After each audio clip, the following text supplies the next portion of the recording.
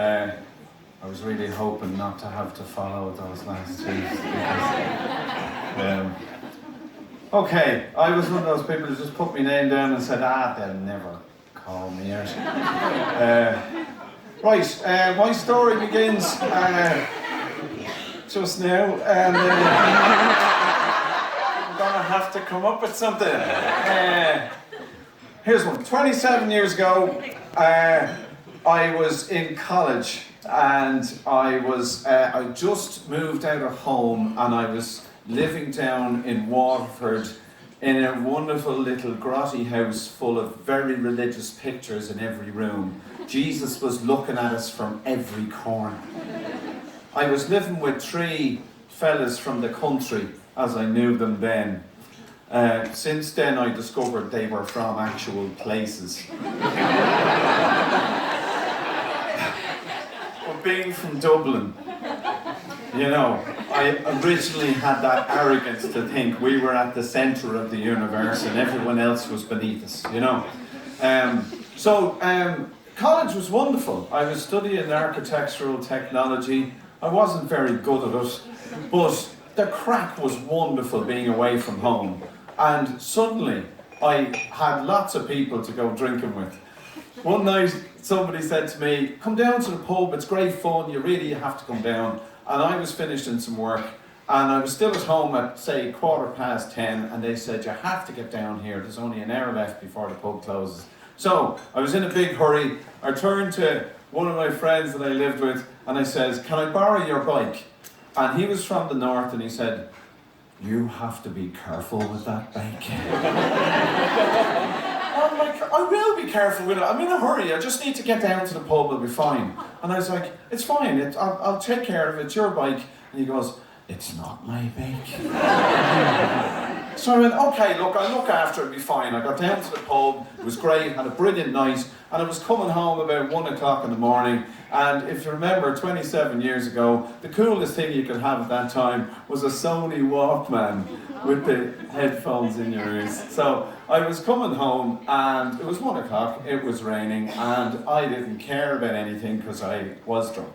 And I was cycling through the city, and I was listening to U2, and it was the best tune in the world, Bad. It started really slowly. I left the pub, I got on the bike, and it was like, if you twist and turn away. And I was going, oh, this is fucking wonderful.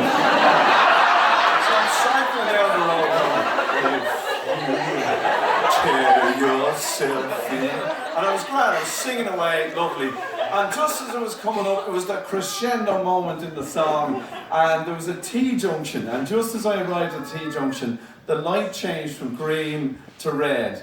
But the song was just, it was part of the song, and I was like, to hell with this, you know. And I said, look, it's a T-junction, the lights changed, the cars hadn't started moving, this is a perfect moment. And I just went past the cars in front, you know, they're at right angles to me, and I sailed past the car going, I'm wide awake. And this was brilliant, until I realised that the car waiting at the lights was a police car.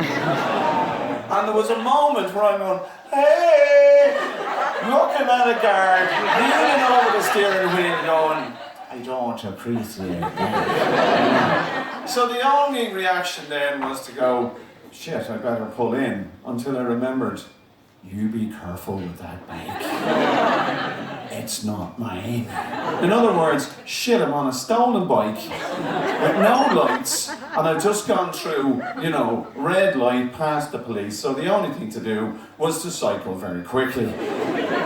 It's 1 o'clock in the morning. I knew a lot of people lived in the city centre, and so I suddenly remembered Isa Fogarty lived around the corner. Isa Fogarty from Tipperary, if you're here tonight, it's a blue ticket. Yeah, so Isa Fogarty, I'd cycled around down a lane, and I had my finger pressed on the bell as the guards pulled up behind me and pinned me against the door of our house. If she did answer the door, I was going to burst in on top of her. And my finger was still on the bell when they said, do you know what a red light is for? And I was like, I think I'll try and charm my way out of this. Well, it's to stop unless there's nothing in your way. And they were like, oh, you're a bit smart, aren't you? So I continued to try and charm them with my Dublin accent, which they didn't appreciate. And eventually they said, right, and you've no lights on your bicycle either, do you? And I said, no. And he said, is it your bicycle? And I said, yes. Yes. It is, yeah. And then I said, look, I'll do a deal with you, right? I said, I'm just in a hurry tonight. What if I show up to the station tomorrow with lights on my bicycle, and then I'll prove that I'm a normal, good human being? And he went, we'll see. What the fuck does that mean? You know? So the next day I borrowed a different bike that wasn't stolen, put some lights on it, went up to the Garda station and I just went in and I said, how are you? Will you have a look at my bike? And the desk sergeant was like, why? And I went, will you just look at my bike? So he's like, God, there's so many idiots today. And he walked outside and he looked at the bike and he went, I've looked at it. And I went, grand, thanks. Headed off. Thought that was the end of the story. 6 months later, there was a doorbell rang and my mother answered the door and there was a luminous, speedy cop, motorbike policeman at the door.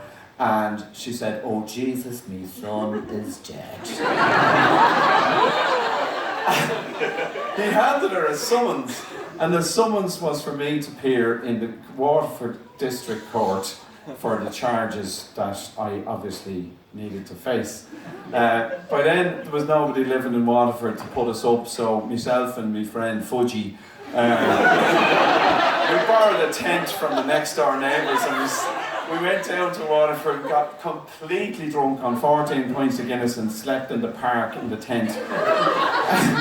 Kicked out of the park in the morning at 7 o'clock, but it was handy because the court was just beside the park. So I rolled up the tent and I arrived at the court and said, you must appear at 8 a.m, present your details so that you will be then sentenced.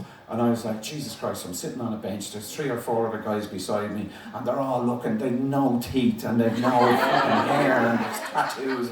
They said, no, what are you in for? And I was like, oh God, I don't want to tell them I've no lights on my bicycle.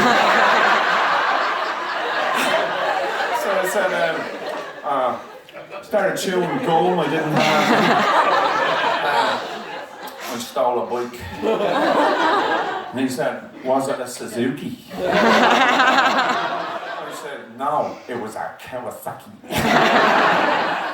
So 8 o'clock, 9 o'clock, 10 o'clock, there was no sign of my name being called. And after 14 pints of Guinness, I really needed to go to the bathroom. I turned around to the guy beside me and I said, look, if my name is called, will you just say, I'll be back in a minute.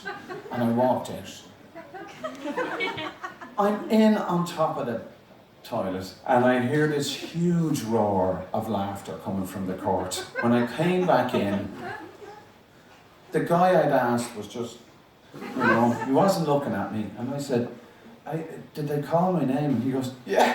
You know, and I said, what do I do? What do I do? Do I have to come back another time? He goes, just go up to the guard there. So I went up to the guard and said, sorry, I'm Ciaran McMahon. And the guard started laughing as well. And I'm like, okay. So he said, excuse me, Your Honour, Ciaran McMahon has just returned. And the whole court started laughing again.